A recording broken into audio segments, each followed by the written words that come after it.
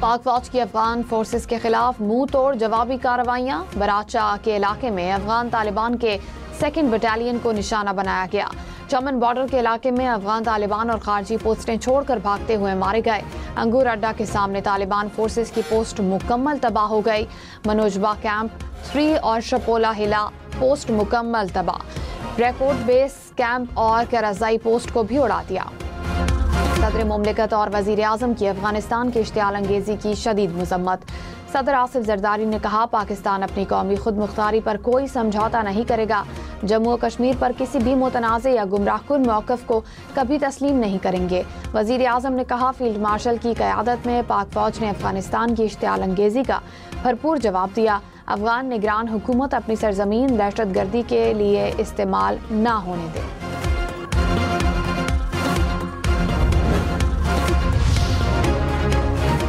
وزیر اعظم کے مشیر رانا ثناءاللہ نے کہا پاک فوج نے مؤثر انداز میں افغانی جارحیت کا جواب دیا. پوری قوم مسلح افواج کے شانہ بشانہ کھڑی ہے. ہم نے ایسے دشمن کو سبق سکھایا جو چھپ کر حملہ آور ہوتا ہے. ملک کو داخلی استحکام کی پہلے سے زیادہ ضرورت ہے.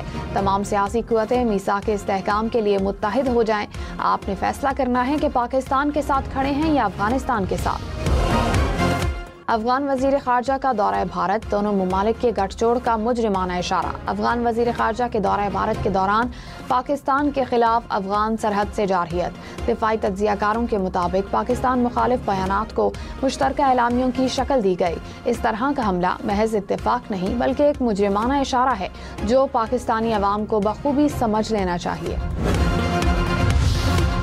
وزیر اطلاعات عطا تارڑ نے کہا یہ قابل غور حقیقت ہے کہ افغانستان نے پاکستان پر جارحیت عین اس وقت کی ہے جب افغان وزیر خارجہ بھارت کے دورے پر موجود ہیں.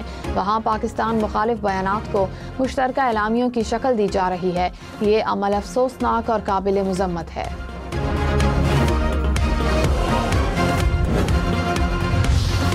افغان فورسز کی پہلی اشتعال انگیزی پھر جوابی کارروائی روکنے کی درخواستیں. سیکیورٹی ذرائع کے مطابق افغان فورسز کی فائرنگ کا مقصد خوارج کو بارڈر پار کرانا تھا. افغان پوسٹیں خارجیوں کو کور دینے میں ناکام. افغان فورسز نے انگور اڈا، باجوڑ، دیر چترال اور بارامچہ سیکٹر میں بلا اشتعال فائرنگ کی. پاک فوج کے منہ توڑ جواب پر متعدد افغان پوسٹوں اور خارجیوں کو بھاری نقصان پہنچا. وزیر اعظم شہباز شریف کی جاتی امراء میں نواز شریف سے ملاقات. وزیر اعلیٰ پنجاب مریم نواز بھی موجود تھیں. ملاقات میں ملک کی مجموعی سیاسی صورتحال اور پاک افغان کشیدگی پر بات چیت. مریم نواز نے سعودی وفد سے ہونے والے معاہدے سے بھی آگاہ کیا.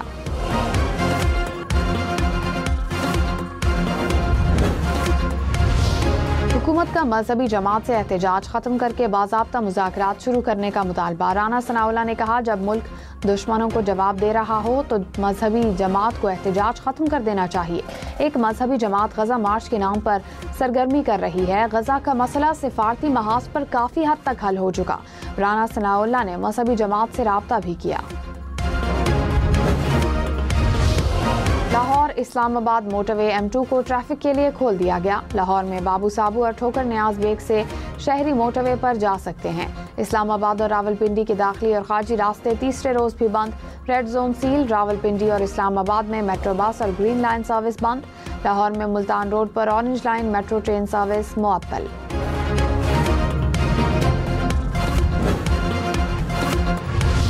پاک فوج کا افغان فورسز کو منہ توڑ جواب. افغان پوسٹ پر افغان فوج کے سپاہی کی خود کو پاک فوج کے سامنے سرنڈر کرنے کی ویڈیو سامنے آ گئی. سیکیورٹی ذرائع کے مطابق بیشتر افغان طالبان پوسٹیں خالی چھوڑ کر بھاگ گئے.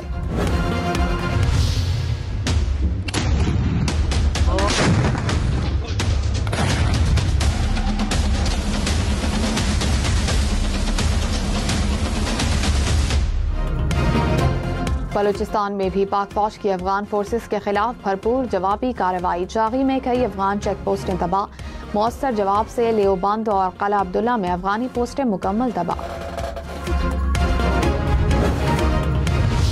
مخکې د فوج سره ویلوړو او اوس هم د خپل پاکستان فوج سره ویلوړو او د افغانانو ته مخکې هم سبق ویل ان شاء الله بیا به تاسو سبق خيو او د فوج سره مل کړي د افغانانو چې کوم د نسل به ان شاء الله تبقو. قبائلی عوام کا افغانستان کے حمایت یافتہ دہشت گردوں کے خلاف ہتھیار اٹھانے کا اعلان۔ آڈیو پیغام میں کہا، تیراندازی کرنے والے دہشت گردوں کے خلاف پاک فوج کے شانہ بشانہ کھڑے ہیں۔ پاکستان کی افواج ہمارے ماتھے کا جھومر اور اس کے شہداء ہمارا فخر ہیں۔ وطن کا دفاع ہم پر فرض ہے اور ہم اس کا دفاع کرنا جانتے ہیں۔ پہلے بھی دہشت گردوں کو سبق سکھایا تھا، اب بھی سکھائیں گے۔ کے پی اسمبلی میں نئے وزیر اعلیٰ کے انتخاب کا شیڈول جاری۔ کاغذات نامزدگی آج دوپہر 3 بجے تک وصول کیے جائیں گے۔ کاغذات کی جانچ پڑتال کے بعد کل نئے وزیر اعلیٰ کا انتخاب کیا جائے گا۔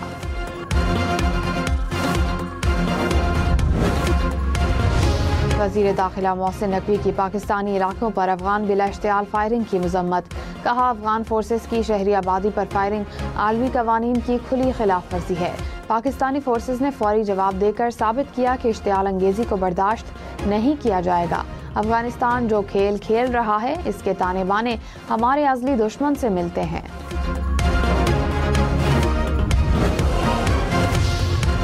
وزیر اعلیٰ پنجاب مریم نواز کی افغانستان کی بلا اشتعال جارحیت کی مذمت۔ افغان جارحیت کا دلیری سے جواب دینے پر پاک فوج کو خراج تحسین۔ کہا، پاک سرزمین امن کی ضامن ہے، کمزوری کی علامت نہیں۔ پاکستانی امن چاہتے ہیں لیکن ملکی سالمیت یا شہریوں کے تحفظ پر کوئی سمجھوتا نہیں ہوگا۔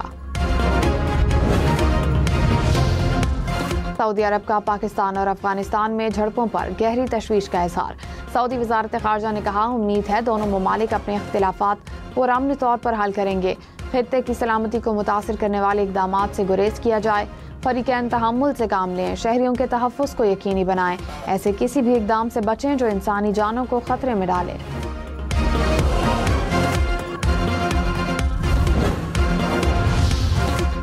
ایران کی پاک افغان کشیدگی پر دونوں ممالک سے تحمل کی اپیل۔ فریقین کے درمیان فوری مذاکرات شروع کرنے پر زور۔ ایرانی وزارت خارجہ نے کہا، ایران امن و استحکام کو برقرار رکھنے کو بنیادی اہمیت دیتا ہے۔ ایران کشیدگی کم کرنے میں ضروری مدد فراہم کرنے کے لیے تیار ہے۔